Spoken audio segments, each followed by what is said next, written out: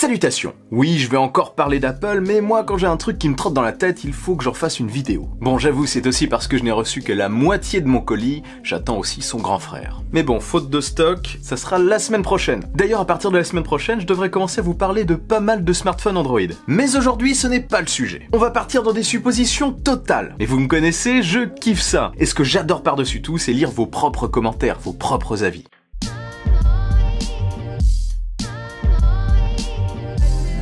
Avant et pendant le Mobile World Congress, on a pu voir plusieurs solutions de smartphones pliables, dont ceux de deux acteurs majeurs du marché, Samsung et Huawei. Il y a un peu plus de 2 semaines, je vous ai parlé du Samsung Galaxy Fold et du Huawei Mate X dans 2 vidéos que je vous invite d'ailleurs à aller voir si ce n'est pas encore fait. Alors du côté d'Apple, est-ce qu'ils prévoiraient d'en lancer un eux aussi? C'est possible, mais franchement ça m'étonnerait que ce soit pour tout de suite en tout cas. Apple n'a pas l'habitude de lancer des technologies avant les autres, enfin ça arrive, je pense notamment à Face ID, mais en général ils attendent de vraiment maîtriser la technologie, ils attendent qu'elle soit assez mûre et surtout ils s'assurent que ça pourra intéresser le public, sans quoi ils ne lanceront tout simplement pas le produit. En gros pour moi ils ne sortiront de smartphones pliables que lorsqu'ils sauront exactement comment aborder le sujet et surtout quand ils seront certains que c'est un produit qui pourra marcher. C'est pourquoi aujourd'hui je trouve que c'est bien trop tôt pour voir arriver un iPhone pliable. Septembre 2020 me paraît être une date extrêmement optimiste et pas nécessairement la plus crédible. 2021, 2022 peut-être plus. En fait, ça dépendra vraiment de la vitesse de l'avancée technologique sur ce secteur. Aujourd'hui, les smartphones pliables ont un écran en plastique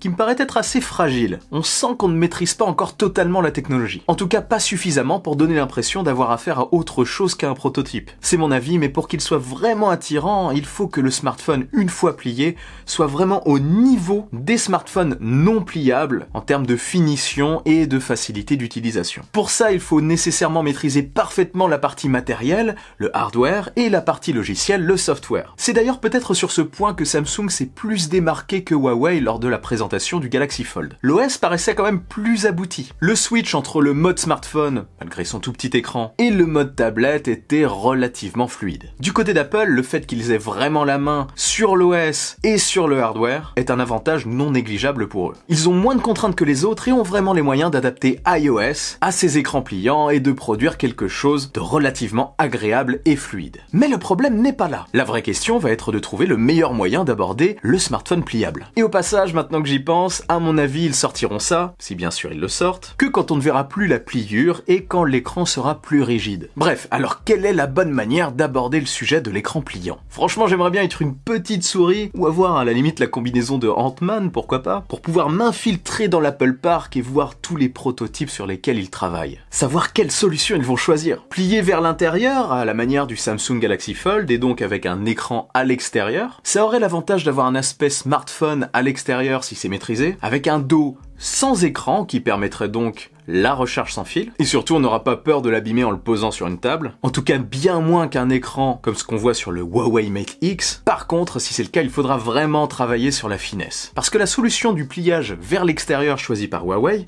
permet d'avoir un smartphone plus plat et surtout plus fin. Enfin ça c'est avec la technologie actuelle. Il sera certainement possible un jour de faire la même chose en pliant le produit vers l'intérieur et en gardant une certaine finesse et surtout en ayant un résultat plat. Donc en gros, vont-ils faire un smartphone avec une tablette à l'intérieur qui s'ouvre donc comme un livre, ou un smartphone dont l'écran peut simplement s'agrandir? 2 écrans ou un écran. Ce sont les 2 approches de Samsung et de Huawei. Franchement aujourd'hui, mon cœur balance. Les 2 approches sont intéressantes mais ont chacune leurs défauts. Des contraintes liées aux caméras notamment. Dans la solution de Samsung, on a des caméras un petit peu partout, avec des encoches ou des bords. Dans celle de Huawei, on a juste les caméras au dos, ce qui pose un problème quand on utilise le smartphone en mode tablette. On n'a plus de caméra frontale. Après, rien n'empêcherait d'avoir la solution de Huawei avec une caméra quand même en haut. Bref, il y a toujours un petit défaut. Et comme je le disais dans la précédente vidéo, toute la difficulté en fait c'est de faire un smartphone sans contrainte ni perte, et à la fois une tablette sans contrainte ni perte par rapport à une tablette. En gros, il faut trouver l'équilibre, il ne faut ni sacrifier des usages du smartphone, ni sacrifier des usages de la mini-tablette. Et c'est là la difficulté. Il faut qu'on se dise qu'on peut faire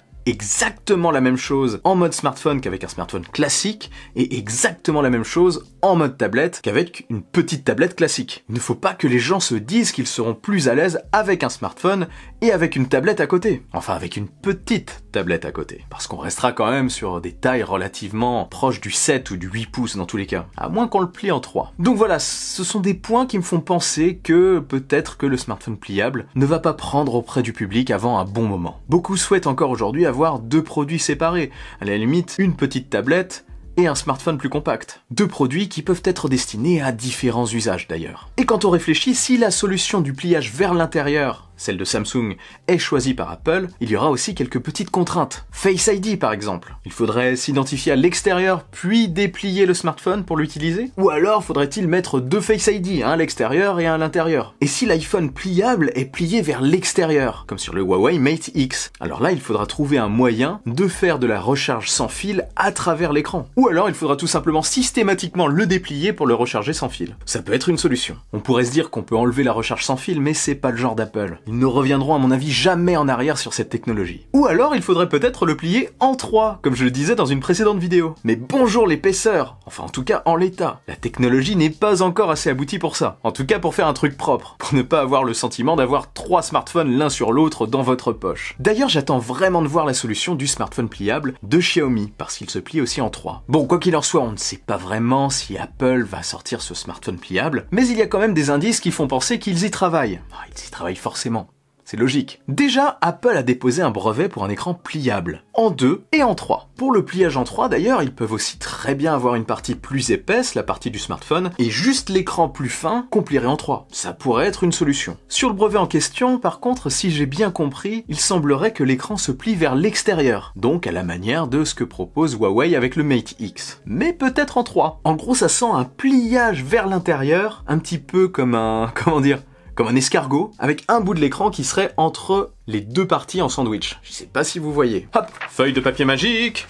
Attention, je fais ça vraiment à l'arrache encore une fois, hein, c'est toujours totalement improvisé. Donc en gros, comme je disais, avec l'écran au milieu, un pliage vers l'intérieur et un autre par-dessus. Ça resterait quand même assez complexe à faire au final. Et peut-être un petit peu chiant de déplier en 3 un produit pour l'utiliser, c'est pas super pratique. Enfin voilà, c'est vraiment difficile de voir vers où ils peuvent se diriger. Mais ce n'est pas tout, Apple se serait aussi rapproché de Fuyang Technology. Une entreprise spécialisée dans quoi? Je vous le donne dans le mille, dans les composants pliables. Voilà encore quelque chose qui suggère qu'Apple travaillerait bien sur un produit pliable. Pour ce qui est du positionnement du produit, je pense qu'aujourd'hui, ça serait peut-être une catégorie supplémentaire. On aura les smartphones classiques de plus ou moins 6 pouces, les grands smartphones de plus ou moins 6,5 pouces, et les grands smartphones pliables de taille inconnue. Il faudrait qu'une fois déplié, il fasse peut-être entre 7,5 et 8 pouces. 7,9 pouces peut-être cet iPhone pliable, comme l'iPad mini par exemple. Après niveau prix, s'il est positionné comme je l'ai indiqué, ça coûtera forcément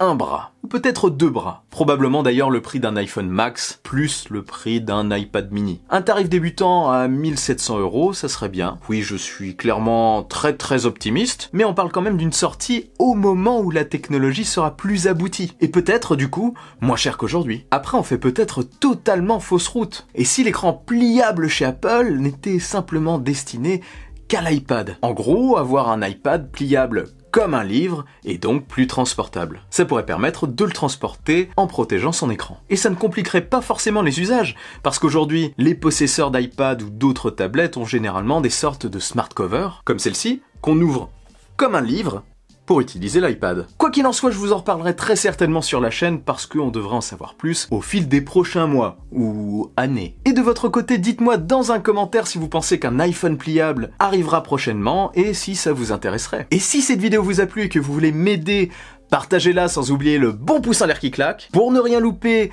abonnez-vous à ma chaîne et activez la petite cloche des notifications. On se retrouve très vite pour une nouvelle vidéo. Vive la technologie, vive le futur. Allez, salut!